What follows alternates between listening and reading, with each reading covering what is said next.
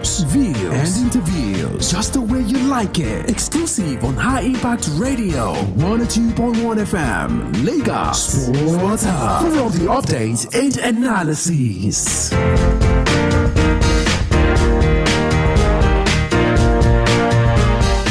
Hey, High Impact. Hi, how may I help you? So I have chess game with my friend later on today. When is the best time to play chess game? I guess you're bored.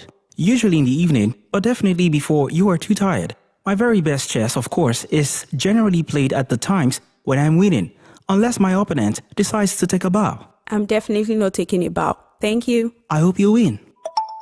Hey, High Impact. Hi, how may I help you? Who is the shortest basketball player in the world?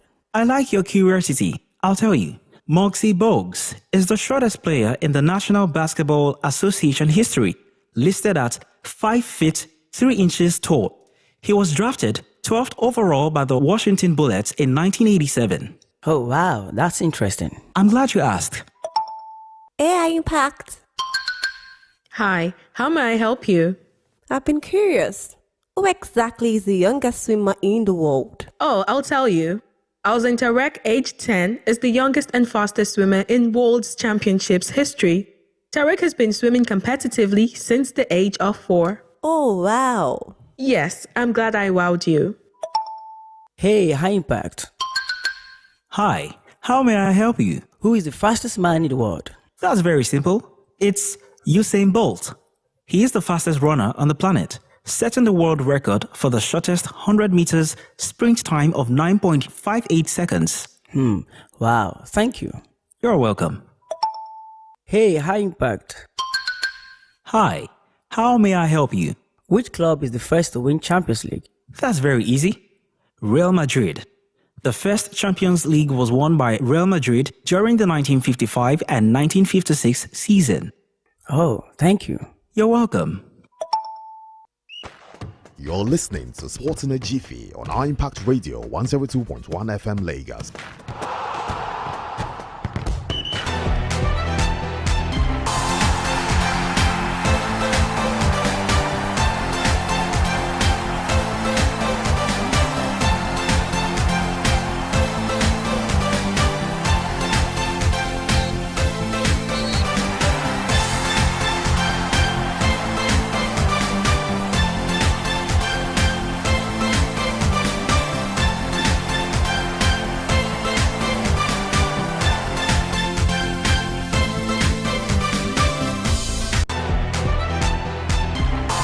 Fridayy Jiffy is live on your radio. Friday edition of the show today, 13th day in the month of February 2026. They will always tell you that some stadiums, yes, they bring good memories, while some stadiums, they bring about trauma. At exactly what happened yesterday at the Riyadh Air Metropolitano, where Ademola Lookman and Atletico Madrid definitely put some blushes on the face of Barcelona right there in the semi-final of the Copa del Rey. Say 4 goals and assists in just 3 games. So Ademola Lookman right there at Atletico Madrid. Big show yesterday evening for the Nigerian playmaker right there, getting a goal and an assist in that particular encounter. Other top stories on the show this morning. We're taking talk coming through from other sports, especially in the world of athletics, right here on Fridayy Jiffy on Empire Radio 102.1 FM. Don't forget I will serve this package Mondays to Fridays from 10 a.m. down to the flip side of 10. I'll be back here later this evening between 5 p.m. down to 6 p.m. on the Sport Top Show, where we'll be doing 1 hour of banter, 1 hour of rage, 1 hour of views, reviews, and all of the interviews, just so you know whether you're a sports person or you're just someone who really love the game, or you're an athlete yourself. I tell you, this is the right place for you to be, because the early bird has gone around the world to catch these scores, and I am more than willing to serve them to you. Serve me too fast with a lot of facts, and I'm making it compact for listening pleasure on the show this morning. Ayodeji Ajiboye is my name. Absolute honor to be your host on the show. We'll definitely start with us coming through from the home front. So reminder, I can keep track of these updates and more by following us across all social media platforms. We are currently live on our Facebook fan page at iImpact Radio 102.1 FM. We're also live on our YouTube channel at iImpact 102.1 FM. And to the switch of the back of the net now, we'll be getting the show on on the road, starting with thoughts coming through from the home front. In other sports this morning, the Senate Committee on Sport has now backed the proposal to increase the 2026 budget of the National Institute of Sport from 2.8 billion to about 60 billion naira, while also calling for the National Sports Commission to have the governing board in place before the end of the first quarter of the year. The endorsement is coming during the budget defense session at the National Assembly in Abuja on Thursday, where the Director General and Chief Executive Officer of the NIS, Philip Shuaibu, presented the Institute's financial projection and outlined plans to strengthen sport development. According to statements made available to newsmen from yesterday, it's been said that the Senate Committee supported the upward review of the Institute's allocation in order to reposition it for improved performance. And still talking other sports on the show this morning, sports in the Jiffy, right here on iPad Radio 102.1 FM. In lawn tennis, Team Nigeria has been handed a feisty World Group 2 draw in the 2026 Davis Cup, where they will be facing Morocco for a place in the World Group 1 in September. The draw for the world's premier international men's tennis competition renews the recent rivalry between Nigeria and Morocco, which was reignited at the just concluded 2025 African Cup of Nations, hosted by the North Africans. After a tense 120 minutes of football marred by controversial refereeing decisions, Nigeria lost the semi-final 4-2 on penalties. And yes, like AFCON, the Davis Cup World Group 2 tie will be played also in Morocco. Morocco dropped to World Group 2 after losing their World Group 1 playoffs against Colombia at the USM Tennis Club Stadium in Casablanca. And that fixture was also marred by provocative scenes, both on court and also in the stands. And to advance to the World Group 2, Nigeria defeated higher-ranked Uzbekistan 3-1 at the Lagos Lawn Tennis Club, a result that has sparked renewed ambition among administrators and players and also improved Nigeria's position in the Davis Cup ranking. And Nigeria moved 8 places to 66th, while Uzbekistan dropped 19 points to 68, and Nigeria's World Group 2 opponent Morocco also slipped 2 places to 48 on the rankings. Don't forget that the Davis Cup, which is being organized by the International Tennis Federation, is structured across multiple tiers and remains the world's leading international men's tennis competition. In other words, the Davis Cup is the World Cup of the world of tennis. A big one right there for the team Nigeria, and hopefully they go all in and all out against Morocco come September. In other sports story this morning in the world of athletics, Team God Bless will spearhead a strong Nigerian contingent as 16 of the country's top athletes prepare to clash at the Tyson Invitational later today in Arkansas. The fastest African woman in 2025 will open her 2026 campaign in the women's 60 meters, returning to the meet where she set a personal best of 7.08 seconds last year. God Bless will be facing a formidable field including world indoor champion Julian Alfred, 2024 NCAA indoor champion Brianna Liston, Joshua among other elite sprinters. Still taking other sports on the show this morning. Sports in the Jiffy right here on iPad Radio 102.1 FM. Chukwuebuka Enekwechi produced the season's best performance of 21.28 meter to claim third place in the men's shot put at the Belgrade indoor meeting in Serbia. This series also included throws of 20.93 meter and 21.12 meter, both personal season's best, as it continues to assert its dominance in the global throwing event. The victory went to American Roger Steen, who recorded the world-leading 22.07 meter, while fellow American Jordan Guest took second with 21.51 meter. Enekwechi, who is currently 32, remains Africa's most accomplished thrower, having made history in July 2005 at the Prefontaine Classic in Eugene, where he became the first African to surpass the 22-meter barrier with a 22.10 meter throw. Still taking more thoughts coming through from the world of sport on the show this morning. This is still Sports in a Jiffy on iPad Radio 102.1 FM. Don't forget, we tiptoeing through some of the major stories that are currently making the rounds in the ever-exciting, ever-dynamic, and sometimes controversial world of sport. And remember that whatever your agenda is, I most definitely have you on my agenda this morning. We'll be back here later this evening at 5 p.m. down to 6 p.m. on the Sports Talk Show. Still talking other sports on the show, Eddie Earn has now admitted there is no guarantee Anthony Joshua will fight again following the devastating car crash in Nigeria that claimed the life of 2 of his close friends. The British heavyweight's lifelong promoter suggested Joshua is starting to get back into the gym, but he's not yet ready to return to boxing training. After Joshua knocked out Jake Paul with a one-punch knockout that broke the American's jaw, he headed to Nigeria to visit his family sometimes last year. Of course, the tragedy did struck, and the incident put paid to Joshua's immediate boxing plans with a planned match fight and a potential showdown with Tyson Fury now very much in doubt. And away from other sports on the show right about now, we'll go straight into the world of football. Our big stories coming through on the show this morning. Has been said that the Confederation of African Football received 3 official bids from Morocco, Ethiopia, and a joint bid from South Africa and Botswana to host the 2028 African Cup of Nations before yesterday's deadline for the submission of expression of interest. AFCON 2028 will usher in CAF's new era of staging the tournament every 4 years, the change that was announced by CAF President Patrice Motsepe during the just concluded edition in Morocco. And according to Motsepe, the decision is part of a significant restructuring of the continental calendar to better align with an increasingly congested global schedule.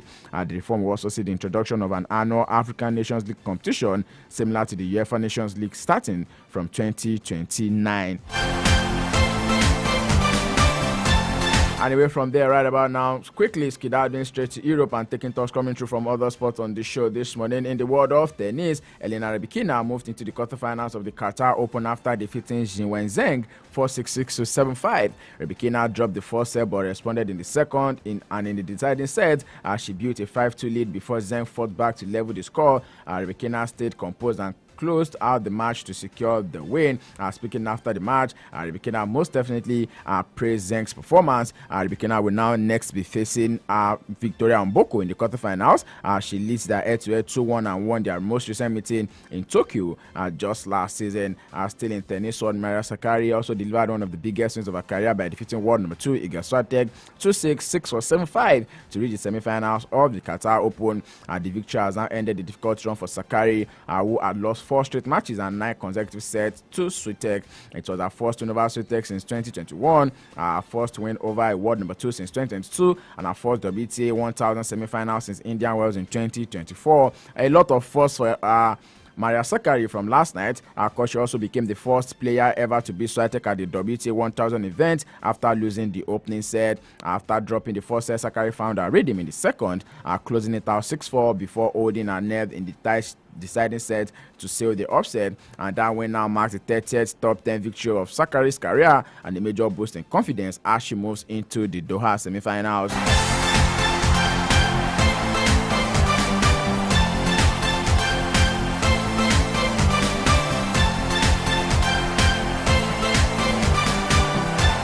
Anyway, from tennis talks on the show this morning, quickly we'll go straight into the world of basketball, bringing you some updates coming through right there from the game. Quickly bringing some of the results of the matches that were played from last night. The Utah Jazz have now been fined $500,000. That's about £367,000 by the NBA for benching LD players and compromising the integrity of the league. Head coach Will Ade removed stars Laurie McKen and also Jaren Jackson Jr. before the fourth quarter of their games against Orlando Magic and Miami Heat this month.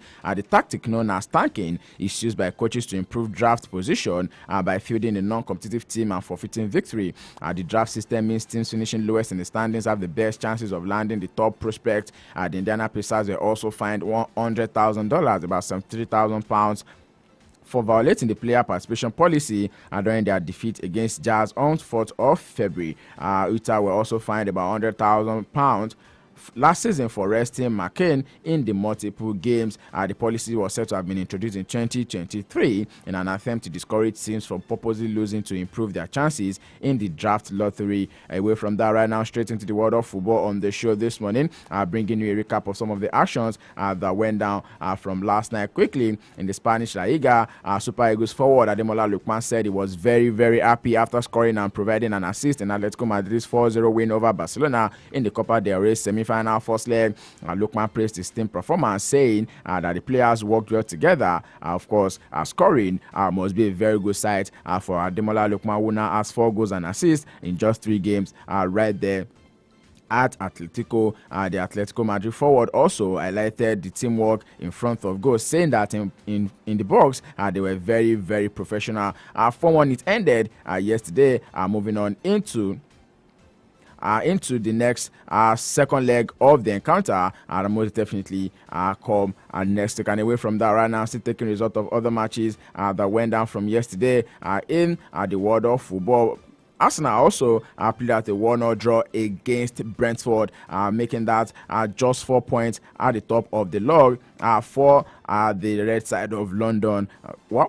Big talks and plenty of talks concerning that particular game between Arsenal and Brentford, with Arsenal most definitely taking the lead through Noni Madueke, but then Brentford did fight back to make sure that the game did not just go in favor of Arsenal all through cutting down their lead at the top of the English Premier League table. Declan Rice has also urged Arsenal to block out the outside noise, but insisted his teammates remain calm after missing the opportunity to move 6 points clear at the top of the Premier League last night, representing the second swing in the title race as Arsenal were on course for a 9-point lead before City fought back to beat Liverpool at Anfield and proud to their 3-0 win over Fulham on Wednesday. Arsenal was also unable to beat a spirited Brentford, who are enjoying a fine season under Kate Andrews, extending their record to just 2 wins from 6 matches in the league so far. Also bringing more thoughts coming through from the English Premier League on the show this morning.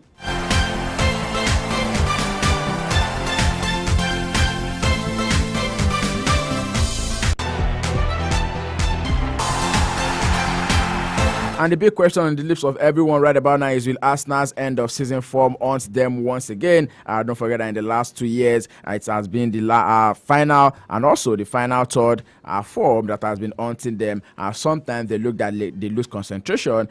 Most times you can say that maybe they crumble from 9 to 6, from 6 to 4. Will they be able to get their mojo back and, of course, extend their lead at the top of the log? It will be left to say in the coming days. Matches definitely be happening later this weekend in the world of the English FA Cup 4th round matches that will begin with Chelsea definitely traveling to Hull City right there, and there's going to be a game between Wrexham and also Ipswich Town. Other key matches this weekend will be including the likes of Burton hosting West Ham, Salford City will be going to Manchester City, and Grimsby will be at home to Wolves right there. The press conferences most definitely will be happening later today. Also taking talks coming through from the world of football still on the show this morning. It's been said that Ange Postecoglou has now criticized Tottenham Hotspur's transfer strategy and their wage structure, claiming the club are not a big club financially, following the dismissal of Thomas Frank.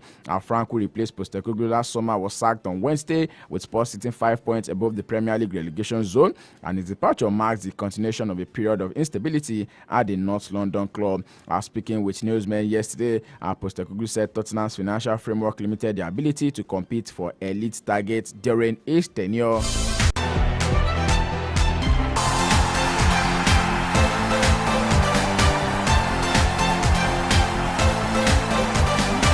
Quickly taking a rundown of some of the matches that will be happening across Europe later today. In the Spanish La Liga is going to be Elche against Osasuna, while in the German Bundesliga, Borussia Dortmund will be hosting Mainz 05. In the Italian Serie A, Pisa will be hosting AC Milan, while in the French Ligue 1, Rennes will be hosting Paris Saint-Germain, and Monaco will be hosting Nantes later this evening. In the Turkish Super League, Galatasaray will be up against Eyüpspor at about 6 p.m. Nigerian time. See sports in a Jiffy on Empire Radio 102.1 FM. We'll be back here later this evening between 5 p.m. down to 6 p.m. on the Sport Talk Show, where we'll be doing 1 hour of banter, 1 hour of rage, 1 hour of views, reviews, and all of the interviews right here on your number one urban lifestyle station. Sports in a Jiffy it is, and I'll be serving it in a Jiffy. I call it a wrap on the package for this morning. Many thanks to everyone who's been a part of the show. Ayodeji Ajiboye is signing out. I always tell you to stay sporty, to stay active, to drink enough water, to stay hydrated, and go out there to be the best version of yourself. Don't forget to keep track of this update and more by following us across all social media platforms. We are live on our Facebook fan page at Impact Radio 102.1 FM, as well as on our YouTube channel